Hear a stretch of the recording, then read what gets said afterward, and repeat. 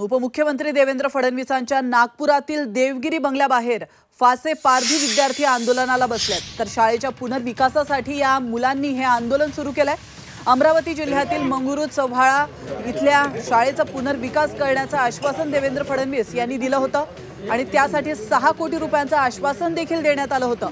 तर सीएसआर फंडातून शाळेला 51 लाखांपैकी 34 लाखच रक्कम मिळालेली आहे। मात्र शाळेला लागणारी 8 एकर जागा मात्र मिळालेलीच नाहीये। मंत्रालयात या शाळेची फाईल रखडल्याचा आरोप या आंदोलकांनी केला। तर इथला आढावा घेतलेला आहे आमचे प्रतिनिधी अमर काणे यांनी।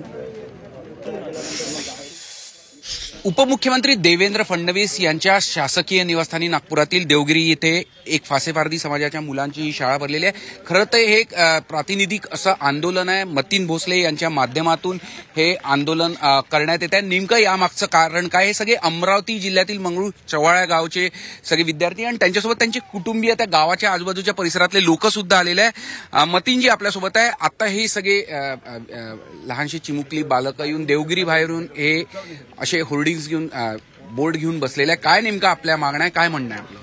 आमच्या मागण्या आहे का जे फासेपारधी समाज आहे हा एकदम वंचित समाज आहे। शिकार करणे आणि पोट भरणे हा त्या फासेपारधी समाजाचा व्यवसाय होता। पण वनजीवन संरक्षण कायद्याअंतर्गत ते शिकारीला सुद्धा बंदी आली।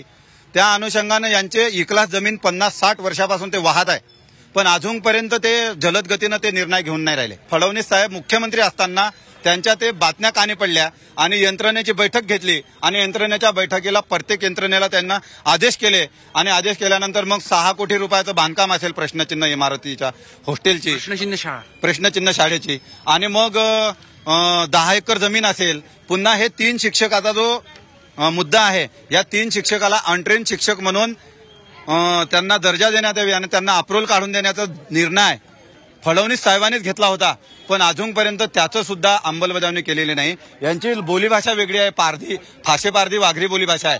त्या अनुषंगानं हे सगळे मुद्दे घेऊन हे मागण्या घेऊन आम्ही देवगिरीच्या समोर आलेलो आहे। झी मीडियासाठी व्हिडिओ जर्नलिस्ट रत्नशील सातपुतेसह अमर काणे, देवगिरी, नागपूर।